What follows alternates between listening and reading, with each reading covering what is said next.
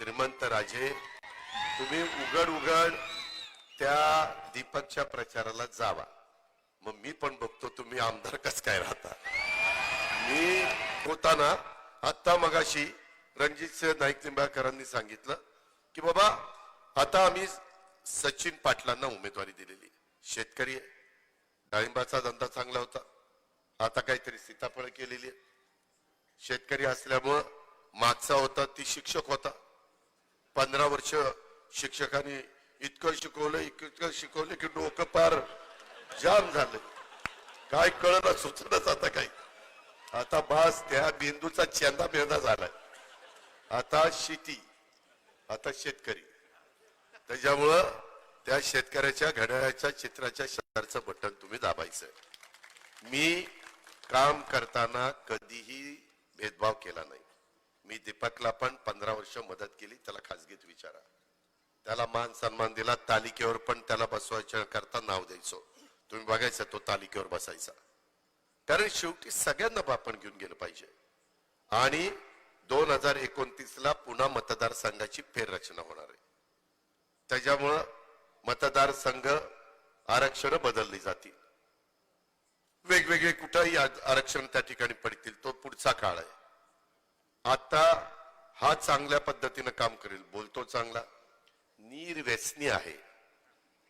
मी त्याला विचारलं, म्हणलं मला सांगतो बघा निर्व्यसनीच्या आयला कधी वास आला तर माझ्या असं सोडायचं नाही. नाही नाही म्हणलं दादा निर्व्यसनी आहे.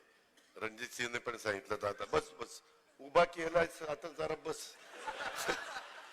त्याच्यामध्ये आज एक गरीब कुटुंबातला व्यक्ती आहे आणि त्या सचिनला आपलं बहुमोल असं मत पाहिजे. हे मत देताना मी नीरा नदीच्या पलीकडे, तुम्ही नीरा नदीच्या अलीकडे. मित्रांनो, एकेकाळी हा फलटण तालुका अक्षरशः इथं संपन्नता होती. या तालुक्यामध्ये सगळं काही देण्याचा प्रयत्न त्या ठिकाणी झालेला होता. हे आपण सगळ्यांनी आजपर्यंत पाहिलेलं आहे. फलटण तालुका हे बघितलं तर राजांचा तालुका म्हणून ह्या तालुक्याची ओळख. आणि ह्या तालुक्यामध्ये फलटणचं ग्रामदैवत श्रीराम आहे, त्यालाही मी वंदन करतो. द्रष्टे राजे मालोजी राईक निंबाळकर, श्री चक्रपाणी प्रभू यांच्या कार्याचं पण स्मरण करतो आणि त्यांनाही अभिवादन करतो. आज द्रष्टे राजे मालोजी राजेंनी त्यांच्या परीनं इथं सगळ्या गोष्टी करण्याचा प्रयत्न केला. त्याच्यानंतरच्या काळामध्ये स्वर्गीय कृष्णचंद्र भोईटे तुमचे आमदार झाले. त्याच्यामध्ये हिंदूराव निंबाळकर स्वर्गीय हे तुमचे खासदार झाले. स्वर्गीय हनुमंतराव पवार हे तुमच्या कारखान्याचे चेअरमन होऊन गेले. स्वर्गीय चिवणराव कदम हे आमदार झाले, जिल्हा परिषद त्यांनी गाजवली. स्वर्गीय सुभाषराव शिंदे यांनी दूध संघ त्या ठिकाणी चालवला. स्वर्गीय दादासाहेब खर्डेकर यांनी पण एक चांगल्या पद्धतीनं फलटणकरांना एक दृष्टी देण्याचं काम, नेतृत्व देण्याचं काम केलं. ह्या सगळ्या मान्यवरांना मी भावपूर्ण श्रद्धांजली अर्पण करतो. चांगली माणसं, तोला मोलाची माणसं माझ्या फलटणनी दिली. हे सगळे फलटणचे सुपुत्र. आज नंतरच्या काळामध्ये श्रीमंत रामराजे नाईक निंबाळकर साहेबांच्याकडे तुम्ही सूत्र दिली. ही सूत्र दिल्यानंतर तालुक्याची चढती कामं असायला पाहिजे. 95 ला अपक्ष आले. 99, 2004, 2009 हे माझ्या माहितीप्रमाणे राष्ट्रवादीमधनं आले. नंतर आम्ही MLC पण केलं, मान सन्मान ठेवला. मी तर एकदा वाईटपणा घेतला. शिवाजीराव देशमुख सभापती असताना भाजपची मतं घेतली, त्यांना तिथनं काढलं आणि रामराजे नाईक निंबाळकरांना सभापती म्हणून बसवलं. तुम्ही आठवा जरा, लोक विसरून जातात. पण बाबा आपण सगळ्यांचा मान सन्मान ठेवला पाहिजे. श्रीमंत राजेत, त्याच्यामध्ये कुणाचा अपमान होता कामा नये. पण या सगळ्या गोष्टी करताना पालकमंत्रीपद, इतर महत्वाची खाती, ह्या सगळ्या गोष्टी दिल्या. परंतु हे देत असताना मी भेदभाव कधी करत नाही. मी त्या विषयावर येतो. रणजित सिंह नाईक निंबाळकरांचं आणि रामराजेंचं जमलं नाही. बांधाला बांध पण नाही, का जमलं नाही मला काही कळायला मार्ग नाही. पण नेहमी त्यांची एकमेकाच्या बद्दल चुरस असायची. आम्हालाही वाटायचं की कशा करता. तुम्हाला पलीकडे बारामती माहिती आहे, काकडे आणि आमची 3 पिढ्याची त्या ठिकाणी विरोधक आहे ना. 3 पिढ्या. मी आज सतीशरावांच्या बरोबर काम करतो. अभिजित सतीशरावांचा मुलगा आज आमच्या सोमेश्वर कारखान्याचा डायरेक्टर आहे. कुठं आपण भांडायचं, वाद कशाला घालायचा. विरोधाला विरोध करत असताना वेळ त्याच्यात जातो, विकासाला वेळ मिळत नाही. माणसं सांभाळण्यात वेळ जातो. ह्याला चुचकारा त्याला चुचकारा, ही आज इकडे गेला ती इकडे आला, त्याच्यातच वेळ जातो. बारामती तालुका मधल्या काळामध्ये अनेक वर्ष पुढे जाण्याचं कारण मला माणसं सांभाळावीच लागली नाही. मला फक्त कामं करता आली आणि त्याच्यामुळं सोमेश्वर कारखाना, माळेगाव कारखाना, माझ्या बारामती तालुक्यातले कारखाने आज अतिशय चांगला भाव त्या ठिकाणी आम्ही देतो. 3636 रुपये भाव, 500 रुपये आम्ही तुमच्यापेक्षा जास्त देतो. आमचाही सोमेश्वर एकेकाळी अडचणीत आला, त्यावेळेस माझा माळेगाव द्यायचा 600 रुपये भाव, सोमेश्वर द्यायचा 300 रुपये भाव. मी त्यांना सांगितलं तुम्ही माझ्या ताब्यात द्या, मी त्याला वटणीवर आणतो. वटणीवर आणलं, कारखाना चांगला चालवला. आज 571 रुपये भाव दिला, सरसकट दिलाय. ह्या पद्धतीनं चाललेलं असताना आज तुमच्याकडे 500 रुपये टनाला कमी. आणि मगाशी आमचे रणजितसिंह नाईक निंबाळकर सांगत होते की श्रीराम सहकारी साखर कारखाना, नाव श्रीरामाचं आणि दिलाय चालवायला. अरे कारखाना काढल्यानंतर 7 वर्षात कारखान्याचं रिपेमेंट आम्ही करतो आणि कर्जमुक्त करतो. तुम्ही 25 आणि 30 वर्ष चालवायला, अख्खी पिढी, आणि मग तुम्ही काय करताय. तुमच्यात धमक आणि ताकद नाही. अहो तुम्ही श्रीमंत राजे. आणि मग असं असताना तुम्हाला का कारखाना चालवता येत नाही. का कारखान्याच्या मोक्याच्या जमिनी विकल्या. मोक्याच्या जमिनी विकल्या तरी कारखाना पुन्हा आहेच आव्हाडांच्या ताब्यामध्ये. 500 रुपये टनाला कमी. याही शेतकऱ्यांना ऊस लावल्यानंतर कांड दाबायला आणि पहिली नळी दुसरी नळी बांधणी खांदणी करायला तेवढाच खर्च येतो. त्यांनाही तेवढाच खर्च येतो. जर एखाद्याचा 100 टन ऊस जात असेल तर किती पहिला त्याला पैसे मिळतात. 50,000. नाही, माझ्याला 50,000 जास्त, तुम्हाला कमी. 500 जर टन काढला तर 2.5 लाख कमी. कसा शेतकरी उपजायला यायचा. किती पण प्रयत्न केला तर ह्याचा कधीतरी विचार करा. तो दूध संघ तो स्वर्गीय आमच्या सुभाषरावांच्या ताब्यातनं घेतला, वाटोळ झालं त्या दूध संघाचं. मला तर मध्ये कळलं की पार लिलाव निघाला का काय झालं कोणाला. जागा विकून टाकली. चायला विकण्या बाबतीत ही बदलही वाचा. श्रीमंत लोक विकायला फार भारी आहे. तुम्ही कारखान्याची जागा विकली, तुम्ही दुधाची जागा संघाची विकली, तुम्ही त्याच्यामध्ये खरेदी विक्री संघाची वाट लावली. तुम्ही मार्केट कमिटी ही बाबा शिवरूप राजे खर्डेकर चांगली चालवत होता, त्यांना बाजूला केलं. ही पुढे कधीतरी आपल्याला ओव्हरटेक करेल, दाबा ह्याला, दाबला. दुसऱ्याला उपजायला येऊन द्यायचं नाही, स्पर्धक कुणी होऊन द्यायचा नाही, कुठंतरी त्याला काहीतरी करायचं. हे सगळं करत असताना कुठली ती मालोजी राजांच्या नावाची बँक, ती तर ती एक आमची बुलढाणा ते टीव्हीला जाहिराती असते बघा, आमचा काय त्याचं नाव चांडक ती चालवतात, त्यालाच चालवायला दिली. काय ते आम्हाला काही चालवता येत नाही म्हणून आम्ही चालवायला देतो, कारण आम्ही श्रीमंत. आम्ही स्वतः नाही चालवत, आम्ही श्रीमंत आहोत, कशाला चालवायचं. आम्ही चालवायला देतो. हे तू चालव, हे तू चालव, हे तू चालव, हे तू चालव. आता आमदार की ह्याला चालवायला देऊन टाका. मग मी बघतो कसं काय काम होत नाही. तिकडं रणजित सिंह दादा आहे आणि इकडं अजित दादा आहे आणि त्याच्यामध्ये सचिन आहे. गमतीचा भाग जाऊ द्या, परंतु आम्ही कामाची माणसं, आम्हाला काम करायला आवडतं. आम्ही संस्था उत्तम चालवल्या. तुम्ही म्हणाला आमच्या संस्थेचा पंचनामा केला, श्रीमंतांच्या संस्थेचा पंचनामा केला. तुझं काय रे. माझं सांगतो, या ना दाखवतो तुम्हाला माझं काय ते. माझ्या दोन्ही कारखाने चांगले भाव देतात. माझा खरेदी विक्री संघ उत्तम चाललेला आहे, माझी मार्केट कमिटी अतिउत्तम चाललेली आहे, माझ्या इथला दूध संघ उत्तम चाललेला आहे. डीके पॉवर चाललाय का नाही? एक नंबर. भावकीचं समर्थन आहे मला. त्याच्यामध्ये माझी बारामती सहकारी बँक उत्तम चाललेली आहे, माझी पुणे जिल्हा मध्यवर्ती सहकारी बँक उत्तम चाललेली आहे. कुठली आमची तालुक्यातली संस्था चुकीची चाललेली नाही. मी कुणाला चालवायला दिलेलं नाही. मी श्रीमंत नसल्यामुळे आम्हाला चालवावं लागतंय. आम्हाला दुसऱ्याला देऊन चालत नाही.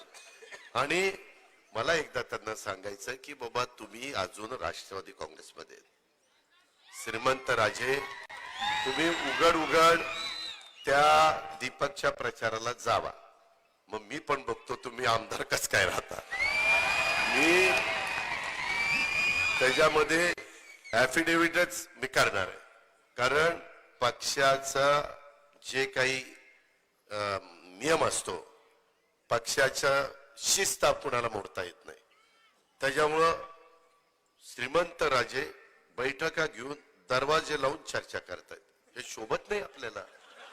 आपण श्रीमंत आहात, आपण राजे आहात. काय म्हणतील वरची लोक, खालची काय म्हणतील ती राहू द्या, वरची काय म्हणतील. तर असं नाही चालत बाबांनो. द्या ना, तुम्ही आता तिकडे गेल्या ना, द्या त्या आमदारकीला लात मारा, त्याच्यामध्ये जावा. तुमच्यात खरंच धमक आणि ताकद असेल ना, तुम्ही आमदारकीला लात मारून तिकडे जावं, मला काय वाटणार नाही. परंतु हे काय आमदारकी पण टिकवायची आणि वेगळ्या पद्धतीने प्रचार करायचा हे बरोबर नाही. मगाशी मी प्रल्हाद पाटलांचं पण ऐकलं आणि आमच्या रणजित सिंह नाईक निंबाळकरांचं पण ऐकलं. दत्त इंडिया कारखाना, मी साखरवाडीत बोलतोय, साखरवाडी. आणि महाराष्ट्राला माहितीये मी जे बोलतो ते करतो, हे महाराष्ट्राला माहितीये. तुम्ही कामगारांनो साखरवाडीच्या, तुम्ही व्यवस्थितपणे तुमचं काम करा. ती दत्त इंडियाचे कुणी लोक असू द्या, तुमच्या केसाला पण धक्का लागणार नाही. केसाला, हा माझा शब्द आहे. तुम्ही निदाड्या साथीनं काम करा. तुम्ही इतके दिवस दबून राहिलेले आहेत, तुम्हाला दाबून ठेवलेलं आहे. दबून राहून खोली आपले लोकशाही आहे. घटनेचे शिल्पकार डॉक्टर बाबासाहेब आंबेडकरांनी आपल्याला अधिकार दिलाय, सगळ्यांना एकसारखा अधिकार आहे. ही दावादाबी नाही चालणार. तुम्ही अजिबात काही घाबरू नका. मगाशी मी विक्रमचं भाषण ऐकलं. अरे आम्ही 25-15 करोड रुपये दिले, 30-54 पैसे दिले, डीपीडीसीचे पैसे दिले, आमदार निधी दिला, बजेट मधले पैसे दिले, माझ्याकडे ठोस तरतूद असायची त्याचे पैसे दिले. माझ्याकडचे रस्ते चांगले होतात आणि साखरवाडीला येताना काय रस्त्याची दुर्दशा. श्रीमंत राजे, हे आपल्याला शोभत नाही, हे शोभत नाही. त्याच्या संदर्भामध्ये आपण विचार केला पाहिजे. जर आम्ही आता इकडं पूल करतोय, रस्ते करतोय, नॅशनल हायवे करतोय, रेल्वेच्या बद्दल देखील मधल्या काळामध्ये खासदार असताना आमचे रणजित नाईक निंबाळकर माझ्याकडे आले, म्हणले दादा इथं जरा अडचणी आली, तुमच्या प्रांताला सांगा. मी त्याच्यामध्ये भेदभाव केला नाही. मी ताबडतोब प्रांताला सांगितलं हे विकासाचं काम आहे, रेल्वे सुरू झाली पाहिजे, आणि त्या पद्धतीने आम्ही त्याच्यात मार्ग काढला. ही वस्तुस्थिती आहे. एकदा मागे 2.5 वर्ष उद्धव ठाकरेंच्या बरोबर माझं सरकार होतं, आणि तेव्हा एकदा माझी यांची सह्याद्रीला मिटिंग झाली, आणि एकदा मला देवगिरी बंगला जो सरकारने वापरायला दिलाय, राहायला दिलाय, तिथं मिटिंग झाली. त्यांनी सांगितल्यानंतर तर मी आश्चर्यचकित झालो. या बाबाला अॅट्रॉसिटीचा गुन्हा दाखल करून पार ह्याची वाट लावायचं चाललेलं होतं, जेलमध्ये टाकायचं. अरे ही काय पद्धत. अरे आपल्या विरोधात एखादं गाव गेल्यानंतर ते गाव का विरोधात गेलं, त्याला पुन्हा आपलंसं करण्याच्या करता कुठं आपण कमी पडलो हे शोधलं पाहिजे आणि त्याला आपलंसं केलं पाहिजे. आता बारामतीमध्ये मला 48,000 मतं लोकसभेला कमी पडले. आता ती भरून काढून मला पुढे लीड घ्यायचंय. त्याच्यामुळे मी करणार ना काम, मी समजून घेणार ना काय बाबा बारामतीकरांनो काय झालं. ते म्हणतात नाही, लोकसभेला ताई, विधानसभेला दादा. आता ती दादा आहे ती अजित दादा शेवजे झालं. मित्रांनो, ते माझं मी बघतो, तुम्ही काळजी करू नका. पण मी त्यांना नंतर ज्यांना कुणाला बोलायला पाहिजे होतं त्यांना बोललो, म्हणले असलं नाही, इतकं दरिद्र खालच्या पातळीचं राजकारण नाही. अरे प्रत्येक जण आईच्या बापाच्या पोटी जन्माला येतो.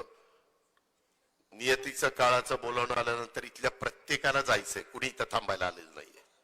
अरे पण जाताना काम करताना एवढी दुश्मनी कशा करता घ्यायची? एवढा कुणाचा पार वाटोळ करून काय आपण मिळवणार आहे? त्यामध्ये ही जी गोष्ट आहे ही आपण लक्षात घ्या. म्हणून मी त्यांना त्या ठिकाणी मदत केली. मला त्यांच्याबद्दल पण खूप काही लोक सांगायचे, हे असं करतात, हे तसं करतात, ते रणजितसिंह नाईक निंबाळकर फार जोरात कठीण काम आहे. म्हणलं काय कठीण काम आहे? म्हणले कोणाला ऍडव्हान्स दिला आणि त्याने परत नाही केला की कारखान्याच्या गेटच्या आतमध्ये घेतात आणि जे हंटर टोकून काढतात की विचारतात सोय नाही.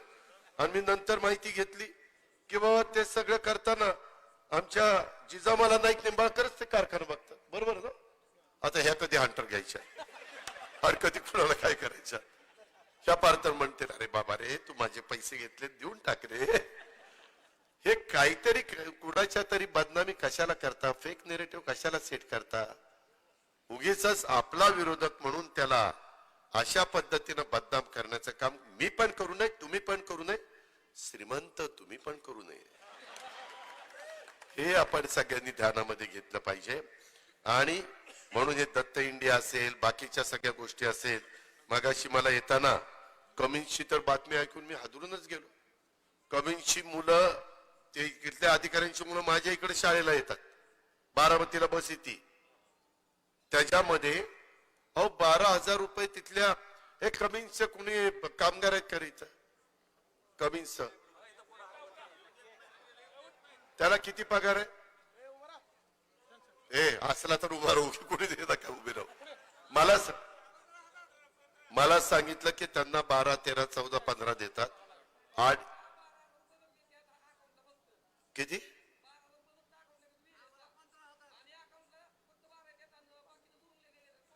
अरे पण त्याला किती मिळतात तुमच्या? हा हो का, आता हा आपलाच मुलगा आहे, 24,000 पेमेंट आहे. ती कॉन्ट्रॅक्टर घेतो 24,000, त्याला देतोय 12,000. त्याच्या काय कॉन्ट्रॅक्टरच्या बापाचे 12,000 आहेत. ते नुसतंच काम करणार. तू घे ना 24,000तले 1,000 2,000 रुपये घे. त्याचा पीएफ वगैरे जे काही करावं लागतं, प्रॉव्हिडंट फंड वगैरे. मी आता कमिन्सशी बोलणार आहे, माझी 20 तारीख होऊ द्या, मग आम्ही त्यांच्याशी बोलू. आम्ही नियमाने बोलू किंवा हे कानावर आले ह्याच्यात खरं काय खोटं काय. आणि जर ते असेल तर मग काही खरं नाही त्यांचं. त्या कॉन्ट्रॅक्टरला मग असं काय ते बघतोच. त्याच्यामध्ये आपली नाईक बोमवाडी इथली एमआयडीसी ह्याच्याबद्दल पण येताना रणजितसिंह नाईक निंबाळकर सांगत होते की दादा तिथं मोठं युनिट आलं पाहिजे.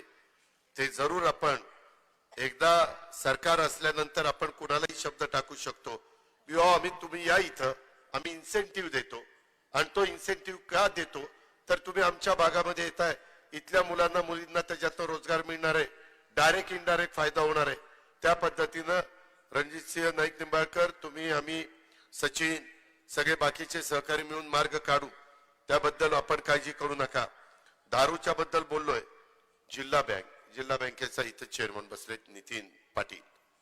जिल्हा बँकेमध्ये 300 जागा भरायच्या. फलटण करा नीट ऐका, 300 जागा भरायच्या. जिल्हा बँकेमध्ये तालुके आहेत 11 आणि सातारा शहर, एवढ्यामध्ये 300 जागा. म्हणजे गडीभर शहर धरून 12 धरा, 12 वारदुरी 24 आणि 12 पंचे 60, म्हणजे 25 जागा एकेका तालुक्याला ऍव्हरेज. परंतु ह्यांना काही रे भरायचा अधिकार नाही. आता आम्ही काय केलंय, काही ठिकाणी महाराष्ट्रामध्ये भरती करताना त्यांच्याकडनं वेगळ्या पद्धतीनं लुबाडणूक होती, म्हणून आम्ही आता भरती हे करताना ऑनलाईन करतो. ऑनलाईन परीक्षा.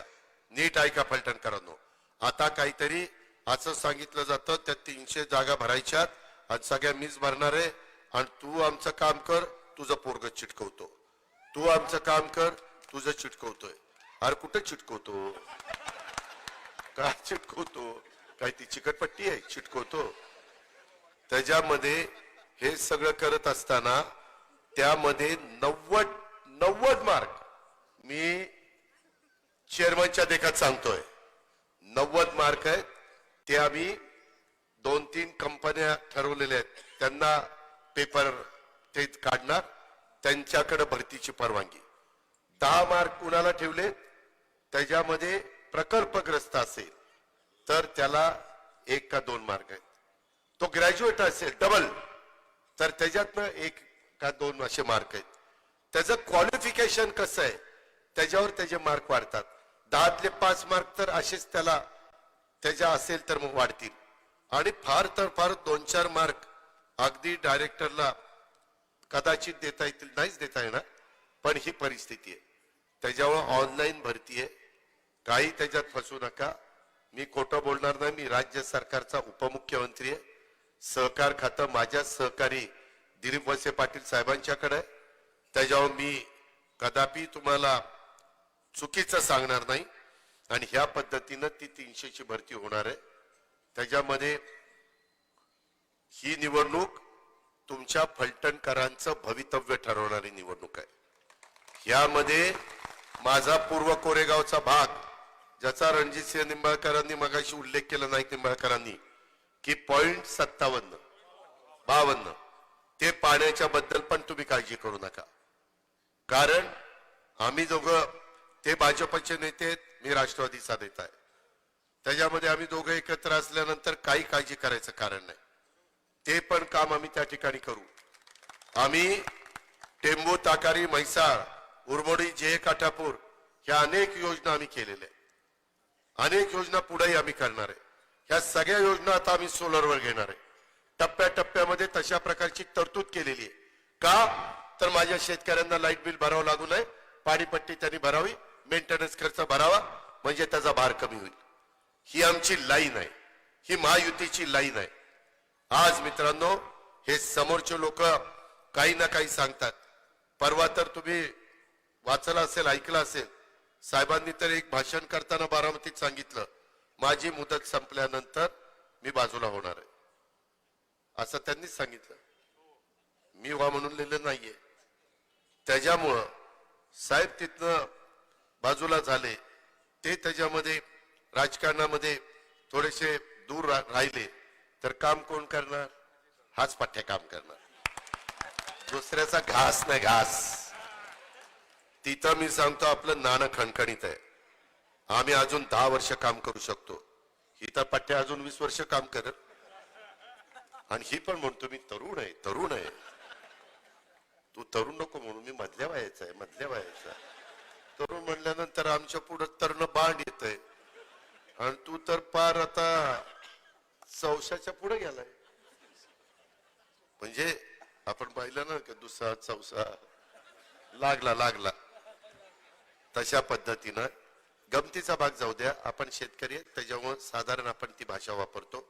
नाहीतर पुन्हा विरोधक म्हणतील, बघा बैलाची उपमा दिली, कसा अपमान चालवलाय, श्रीमंत अपमान नाही चालवला. लक्षात घ्यायचं.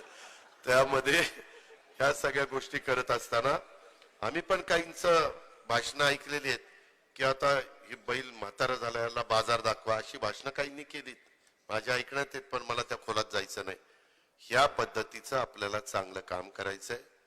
आम्ही केंद्रातनं पण, केंद्र सरकार आमच्या विचाराचे आहे. हे जरी माजी खासदार असले तर त्यांच्या तिथं ओळखी बऱ्याच आहे. मी ज्यावेळेस अमित भाईंकडे जायचो त्यावेळेस अमित भाई पण म्हणायचो, मी त्यांना माढा, मी सातारा सोडतो, माढा मला द्या म्हणून सांगितलेलं होतं. पण ते म्हणले माढा मिळणार नाही, आमचा रणजित नाईक निंबाळकर तिथं आहे. मी त्याला त्याच्या झटक्यातच त्यांचं तिकीट डिक्लेअर करून चाललं पहिल्याच ह्याच्यामध्ये. त्याच्यावर त्यांच्या ओळखी चांगल्या आहेत, आणि त्यामुळं त्यांची पण मदत होईल, माझी पण मदत होईल. आम्ही आमच्या झालेल्या ओळखीचा फायदा महाराष्ट्राला करू, सातारा जिल्ह्याला करू, माझ्या फलटणकरांना त्या ठिकाणी करू. ही गोष्ट आपण लक्षात ठेवा. केंद्राचा पैसा मोठे प्रकल्प होण्याच्या करता आणावाच लागतो. केंद्राच्या मदतीनं वर्ल्ड बँकेचा पैसा राज्याला आणावाच लागतो. जायकाचा पैसा केंद्राच्या मदतीनं आणावाच लागतो, आणि मोठे प्रकल्प आपल्याला मार्गी लावावे लागतात. हे इतके दिवस सरकारमध्ये होतो, माझंच खरं तर दुर्लक्ष झालं. माझी पद्धत कशी आहे की एखादी व्यक्ती एखाद्या ठिकाणी काम करते. आता नितीनचे मोठे बंधू मकरंद आबा ते माझ्या वाई, खंडाळा आणि महाबळेश्वरचं प्रतिनिधित्व करतात. ते सांगतील तेवढं करायचं, निधी मागितला द्यायचा, तिथं कुठं अडचण येऊन द्यायची नाही. बाकीची कामं त्यांनी करायची. मगाशी तुम्ही 2-3दा म्हणाला ना आपल्याला बारामती सारखं करायचं, बारामती सारखं करायचं. बारामती सारखं करणं ही काही साधं काम नाहीये. तिथला ते आमदार पहाटे 5ला उठतो आणि 5:45ला कामावर जातोय. 5:45ला सकाळी कामावर जातोय. आणि ते हे काम कसं झालंय, दोरी वळंब्यात आहे का, पाणी मारलंय का, अमकं केलंय का, मला काही, मी उपमुख्यमंत्री असू, विरोधी पक्ष नेता असू, आमदार असू किंवा कुणी असू, मला लाज वाटत नाही. माझ्या इमारती, माझे रस्ते क्वालिटीचे असतात. कॉन्ट्रॅक्टरनी काम घ्या, पण क्वालिटी नाही दिली तर त्याला ब्लॅकलिस्टच आहे. मग त्याची हायगाई नाही. ते प्रकार इथं चालतात का नाही ती तपासावं लागतील. श्रीमंतांना विचारावं लागेल. तेव्हा काही तर म्हणतात कोण कॉन्ट्रॅक्टर आहे, मला अजून माहिती नाही, त्याच्यामुळे मी तसा आरोप करणं बरोबर नाही. क्वालिटी ज्यावेळेस मिळायची असेल, मी खरंच सांगतो, क्वालिटी मिळायची असेल तर आमदाराचं, खासदाराचं बारकाईनं लक्ष असलं पाहिजे. सुप्रिया तर माझी बहीणच होती, ती म्हणायची दादा तूच ते सगळं काय बघतोय तर तू बघ, मी पार्लमेंट त्या ठिकाणी बघित, त्याच्यावर तिचा काही तिचा प्रश्न नव्हता. आणि आम्ही बारकाईनं का बरं, माझा स्वभाव कडक आहे, मी काम करायला कामाचा माणूस आहे. पण कुणी चुकीचं काम केलं, संस्थेमध्ये घोटाळा केला की त्याला घरी थांबायचंच नाही, तू घरी जायचं. तुला संधी दिली, तुला संधीचं सोनं करता आलं नाही, त्याला माझा काय दोष आहे. मी तुमच्या संस्थेमध्ये काही हस्तक्षेप केलाय नाही. तुम्ही तुमच्या संस्था चालवा, म्हणजे जे संस्था चालक आहे त्यांनी, पण त्यांनी तिथं कुठंही गडबड करायची नाही. जी जबाबदारी त्यांच्यावर दिली ती जबाबदारी उत्तम पद्धतीने त्यांनी पार पाडायची. म्हणून ती बारामती झालेली आहे. सगळ्यांनी तिथं जीव ओतून काम केलंय, म्हणून तिथं बदल झालेला आहे. तिथं विक्रम, आम्ही निधी पण चांगल्यापैकी दिला. आम्ही निधी देताना गावांना वेगवेगळे निधी देतो. आमची एक अपेक्षा असते, तो निधी सत्कारणी लागावा. पै हा तिथं नीटपणे समाजाच्या भल्याकरता खर्च व्हावा, ही आमची भावना असते. आणि 5 वर्ष झालं कर दिलं नाही, 5 वर्ष नोंदी सुद्धा करून घेत नाही. व्याजासकट वसूल करून देतो, काळजी करू नका. त्यामध्ये मी एकदा विक्रमला बोलवतो, त्या धारूला बोलवतो आणि समोरासमोर बसून तुम्ही सगळं रेकॉर्ड 20 तारखेपर्यंत तयार ठेवा. मला साखरवाडी एकतर्फी करून द्या घड्याळाला, यायला बघा मी तुमचं काय करून टाकतो. सगळं बॅकलॉग भरून काढतो. विक्रम, मी खोटं नाही सांगत, बॅकलॉग भरून काढतो. तुम्हालाच वाटेल की आयला हे बोललं तसं वागला बाबा. त्याला ह्या पद्धतीनं मी माग सातारची सीट सोडली त्यावेळेस साताराकरांना बाळासाहेब आहेत, नितीन आहे, बाकीचे सगळे साक्षीदार आहेत. मी सांगितलं होतं तुम्हाला खासदारकी देईन, तुम्ही म्हणाल त्याला खासदारकी देईन. इकडंच मी कुणाच्या त्या हॉटेलवर, कुठं मीटिंग झाली रे, कुठं, वाठारच्या तिथं, हा वॉटर स्टेशनच्या पुढं आपण आदरकी मार्गे वळतो ना, आदरकीलाच, हा आपल्याच कार्यकर्त्याचं ते हॉटेल आहे, तिथं मल्हारला मीटिंग झाली. मी त्यांना म्हणलं तुम्ही काळजी करू नका. तिथं त्यांनी सगळ्यांनी नितीन पाटलाचं नाव दिलं, नितीन पाटलाला खासदार केलं. नितीन पाटील आणि बाळासाहेब सोळसकर, आता तुमच्यावर एक तर आपण इथं फार कमी जागा लढतोय, एक तर फलटणची जागा, एक तर वाईची त्या ठिकाणी जागा, बाकीची जागा शिवसेना लढते, बाकीच्या जागा भाजप लढतंय. आपल्याला ह्या जागा चांगल्या मताधिक्यांनी विजयी करायच्या. तुम्हाला दोघांना तिथं लक्ष द्यावं लागेल, बाकीकडे कुठं जास्त जायचं कारण नाही. आणि फलटणकरांनो, कोरेगावकरांनो, कोरेगावचे पण काही मंडळी आली, त्यांना सगळ्यांना मला सांगायचंय की आपण मला साथ द्या. मी राज्याचं नेतृत्व त्या ठिकाणी करतोय.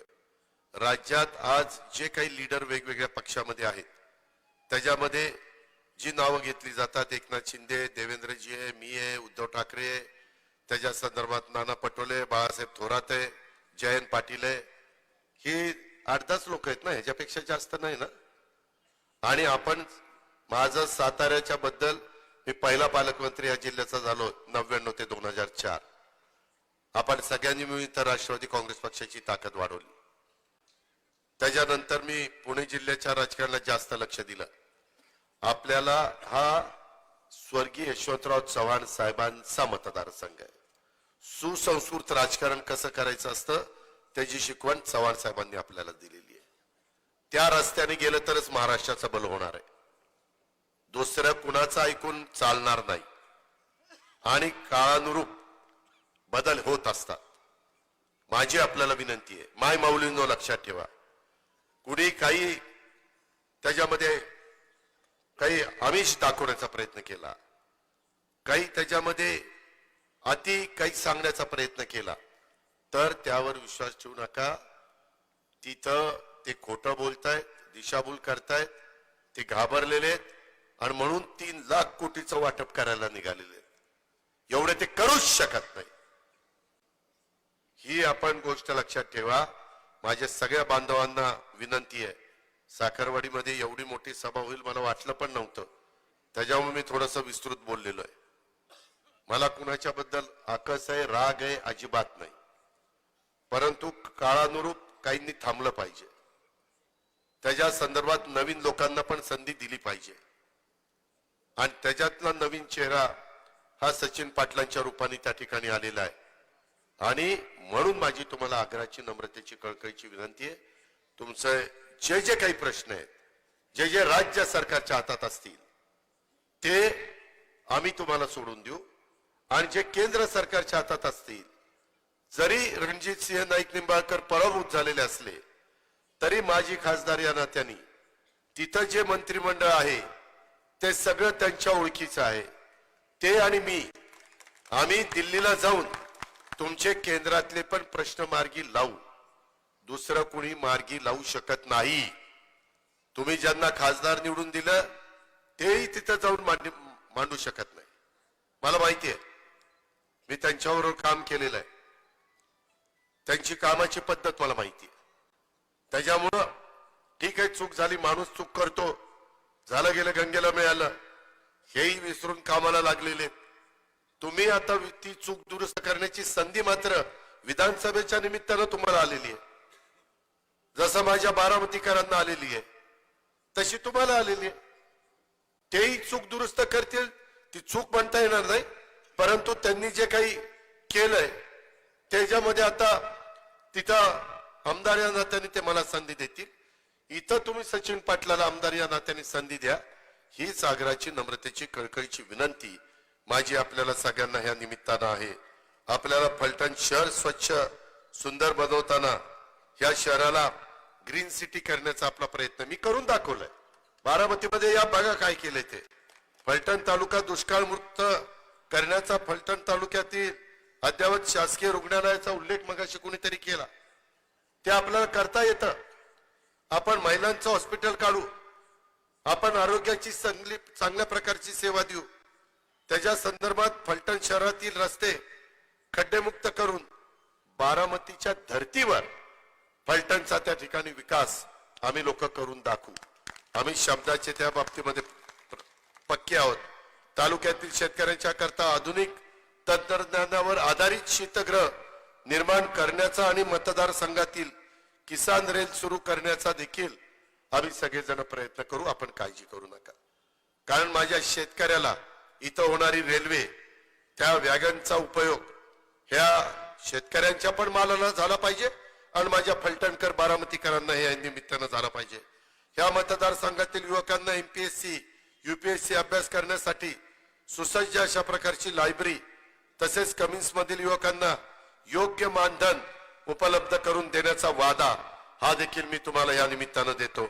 आणि युवकांच्या साठी अद्ययावत क्रीडांगण निर्माण करून तालुक्यात एक चांगल्या प्रकारचं शैक्षणिक संकुल, कारण मगाशीच रणजित सिंह नाईक निंबाळकरांनी सांगितलेलं आहे, माझी परिस्थिती चांगली आहे, बायको कारखाना उत्तम बघती, 2 मुली आहेत, त्याच्यावर जावईच येणार आहेत, काही बाकी कुणाला ठेवायचं कारण नाही.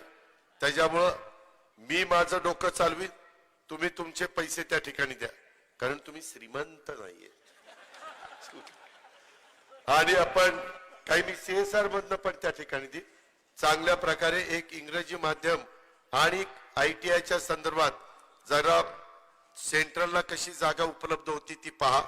त्याच्यामध्ये ITIचे वेगवेगळे कोर्सेस, जे कोर्सेस केल्यानंतर माझ्या इथल्या शेतकऱ्यांच्या मुलींना त्या ठिकाणी काम मिळेल अशा पद्धतीचं शैक्षणिक संकुल आपण त्या ठिकाणी उभं करून दाखवू आणि तालुक्याच्या युवकांना रोजगार उपलब्ध करून देण्याच्या करता नाईक बोमवाडी येथे लवकरच MIDC जी सुरू करण्याचा सुतोवाच मगाशी आमचे रणजितसिंह नाईक निंबाळकरांनी केला त्याही बद्दल आणि तालुक्यात नवीन महावितरण पॉवर स्टेशन निर्माण करण्याच्या बद्दल आणि बस थांब्यावर चार्जिंग स्टेशन निर्माण करण्याच्या बद्दल आणि शहरामध्ये भूमिगत अजून वायरिंग पण नाहीये.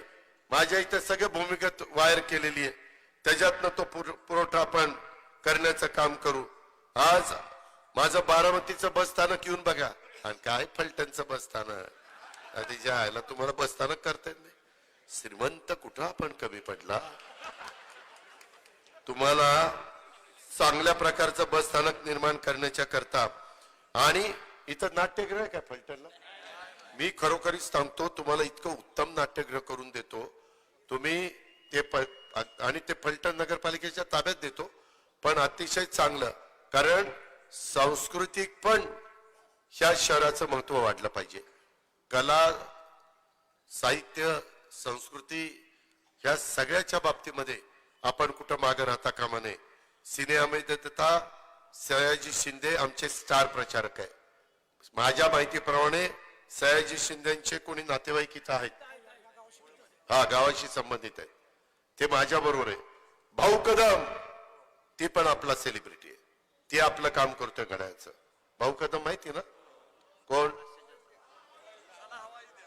सल्ला हवा येऊ द्या ती आपल्या बरोबर आहे. हा निलेश साबळे माझ्याच संस्थेमध्ये शिकला डॉक्टर साबळे. त्याच्यामुळे गावामध्ये कर्तृत्वान लोक जन्माला येत आहेत पण त्यांचं बाहेर गेल्यावर चीज झालं. फलटण मध्ये ती कुजून गेली. श्रीमंतांनी लक्षच दिलं नाही. आणि मी आज सांगतो तुम्हाला फलटणकरांनो मी संजू बाबाला विधान परिषदेचं तिकीट देत होतो. मी माग लागलो होतो उभं करा पण श्रीमंत म्हणले नको त्याला नका उभा करू आणि मग त्या शेखर गोरेला उभं केलं. तुम्ही आठवा मी सगळ्यांना संधी देण्याचा प्रयत्न केला परंतु श्रीमंतांनी साथ दिली नाही त्यांना. नाहीतर संजू बाबा पण तुमचा आमदार झाला असता. आम्ही सगळ्यांना संधी देतो. आम्ही दुजाभाव करत नाही. ही गोष्ट लक्षात ठेवा. आणि त्याच्याकरता माझी आपल्याला सगळ्यांना आग्रहाची नम्रतेची कळकळीची विनंती आहे. फलटणचं गतवैभव प्राप्त करून देण्याकरता एक सुवर्ण संधी फलटणकरांना आलेली आहे. कोरेगावच्या पूर्व भागाला आलेली आहे. त्याकरता तुम्ही उद्याच्या 20 तारखेला आता इतके दिवस श्रीमंतांचं ऐकलं आता अजित पवारचं ऐका आणि त्या घड्याळाच्या चित्राच्या शेजारचं बटन दाबा.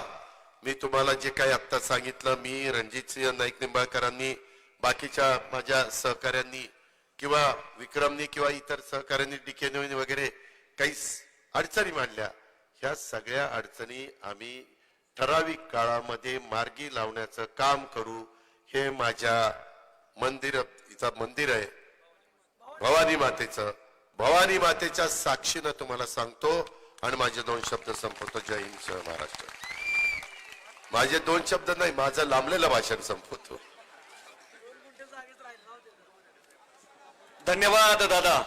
येत्या 20 तारखेला घड्याळाच्या चिन्हाचं समोरचं बटन दाबून सचिन पाटील यांना आपण मतदान करूया आणि पुन्हा एकदा अजित दादांचे रणजित दादांचे आणि सचिन दादांचे हात बळकट करूया. आलेल्या सर्वांचं मी पुन्हा एकदा मनापासून मनापर्यंत हृदयापासून काळजापर्यंत आपण सर्वांचा आभार व्यक्त करतो आणि हा कार्यक्रम संपला असं जाहीर करतो. आवाज कोणाचा आवाज जनतेचा काही दिशातून घुमला राष्ट्रवादी पुन्हा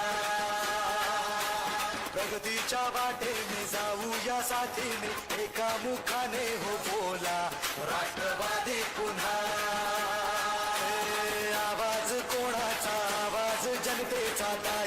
आकाशातून घुमला